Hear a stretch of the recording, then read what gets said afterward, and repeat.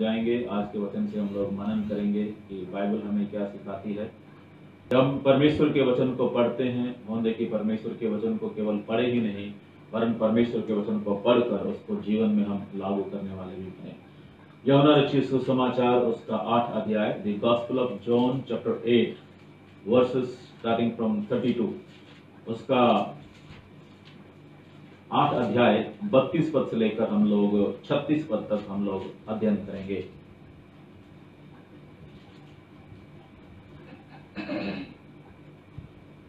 Hallelujah Jesus.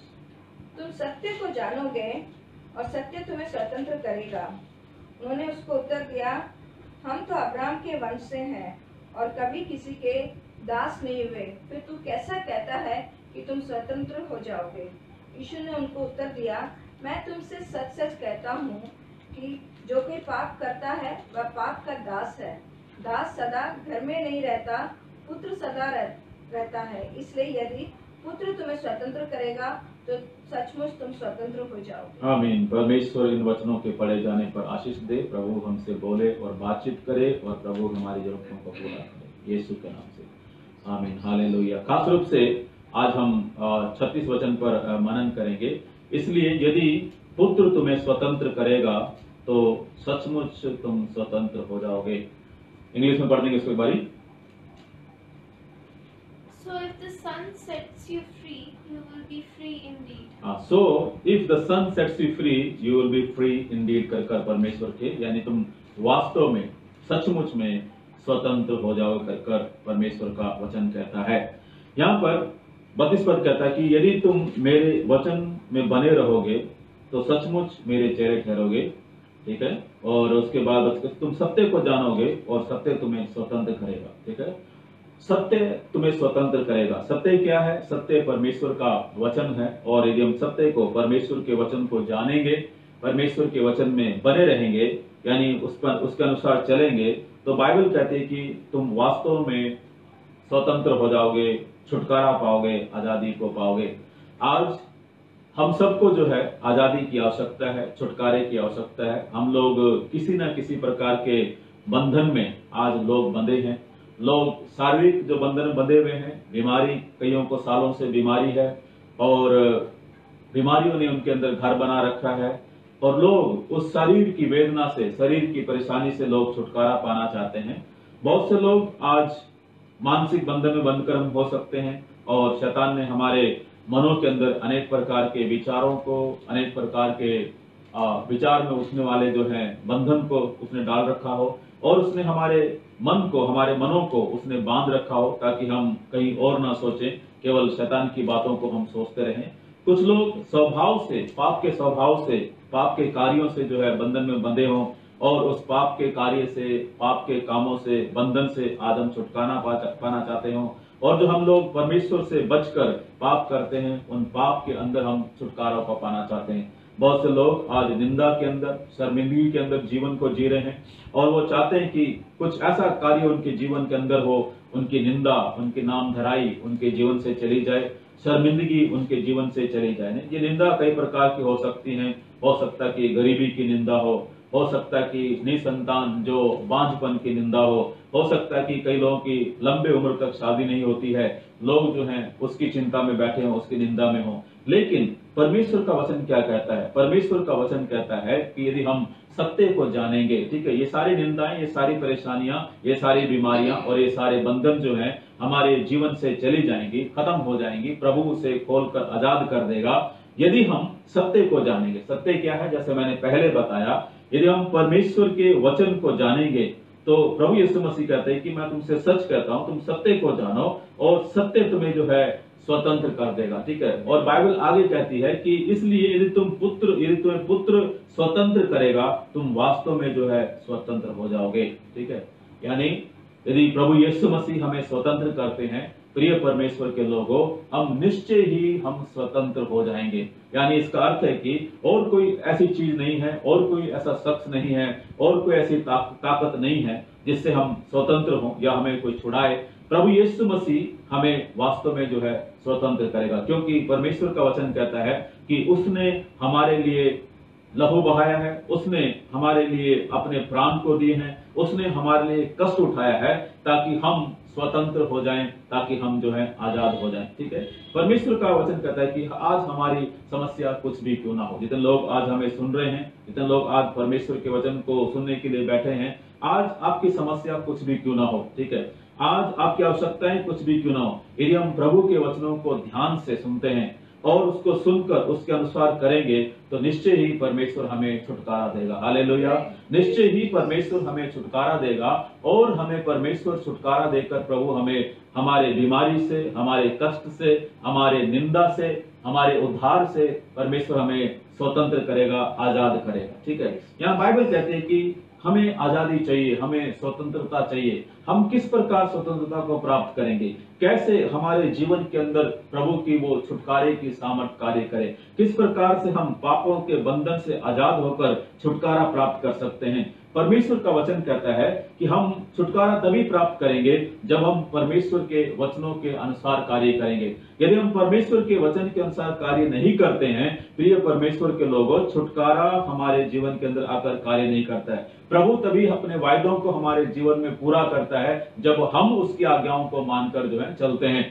यदि हम व्यवस्था में की पुस्तक को पढ़ते हैं, प्रभु यीशु मसीह ने सारी व्यवस्था को दिया हुआ है, परमेश्वर ने सारे व्यवस्था को ऊपर लिख कर दिया गया है। उसने कहा है कि मैं तेरे सामने व्यवस्था को भी रखता हूँ और जो दूसरी बातें उसको भी रखता हूँ, तेरे सामने उनको मानने के लिए भी रखता हूँ, ना मानने के लिए भी रखता हूँ। तुम डिसाइड करो, तुम निर्णय करो कि तुम क्या करना चाहते हो। यदि तुम परमेश्वर की आज्ञाओं को मानना चाहते हो, सारी आशीषें तुम्हारे जीवन के अंदर परमेश्वर डालेगा। यदि तुम परमेश्वर की तो उसके श्राप जो है बहुत सारे लिखे हैं।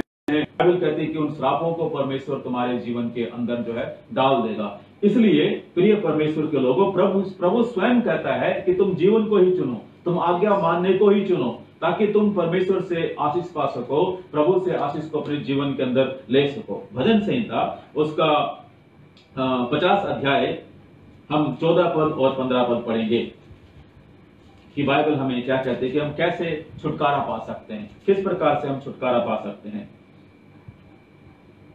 परमेश्वर को धन्यवाद ही का बलिदान चढ़ा और परम प्रदान के लिए अपनी मन्नतें पूरी कर। हाँ। और संकट के दिन मुझे पुकार। हाँ। मैं तुझे छुड़ाऊंगा। हाँ। तू मेरी महिमा करने पाएगा। हाँ, परमेश्वर के नाम की स्तुति हो।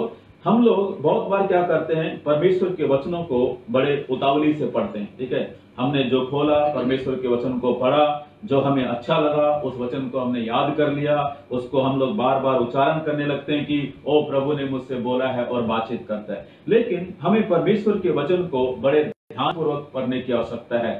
हमें परमेश्वर के वचन को बड़े दिमाग को खोलकर, आंखों को खोलकर हमें पढ़ने की आवश्यकता है कि प्रभु का वचन मुझे क्या कहता है। हमें संपूर्ण वचन को पढ़ने की आवश्यकता है, ताकि जब उस वचन को पढ़ते हैं, उसको मानते हैं, परमेश्वर की आज्ञाएं हमारे जीवन के अंदर पूरी हों।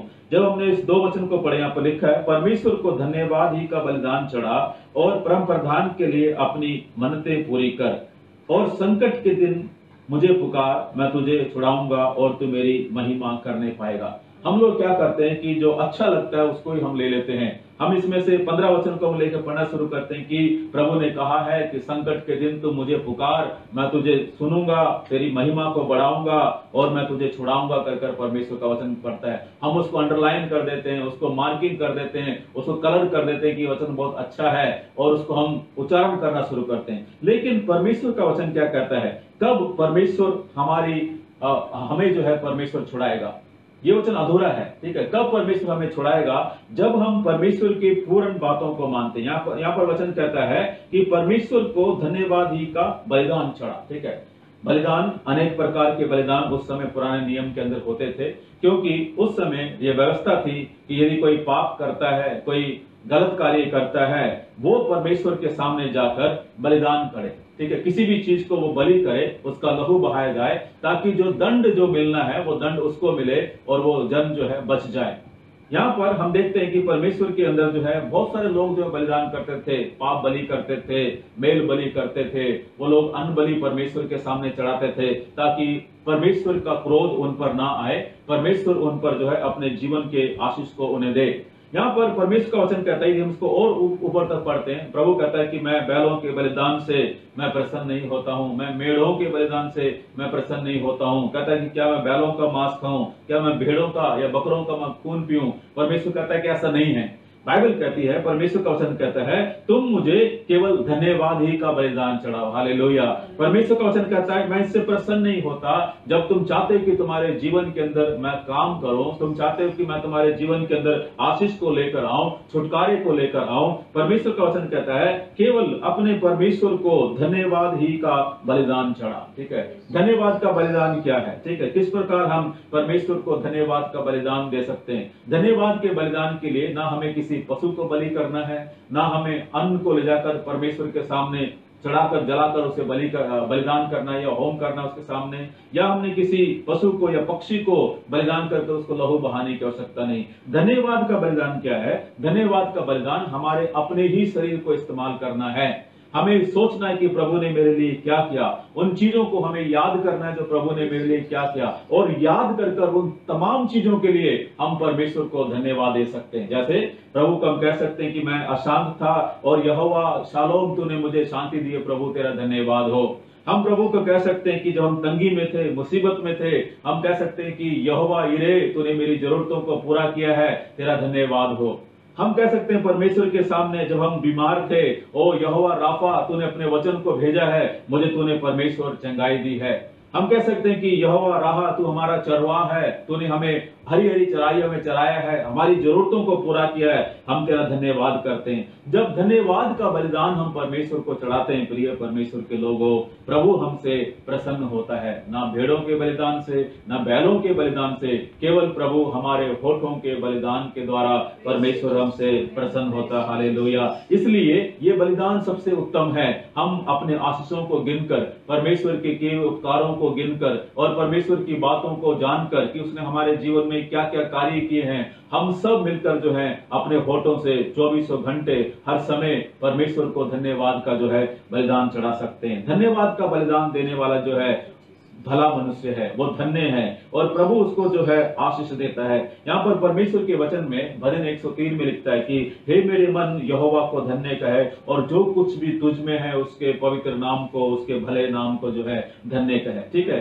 क्यों हमें परमेश्वर को धन्यवाद कहना है? तो यहाँ पर वचन कहता दाऊद का कि मेरे मन की गहराई से, ठीक है, हम यहोवा परमेश्वर को धन्यवाद दें, और जो कुछ भी मुझ में है, हमारे मुझे मतलब मेरे शरीर के अंदर मेरा प्राण है, मेरी हड्डियां हैं, मेरा मांस है, मेरा लहू है, यानी मेरा संपूर्ण शरीर, मेरा संपूर्ण जीव परमेश्वर को क्या करे? माय होल बीइंग परमेश्वर को क्या करे?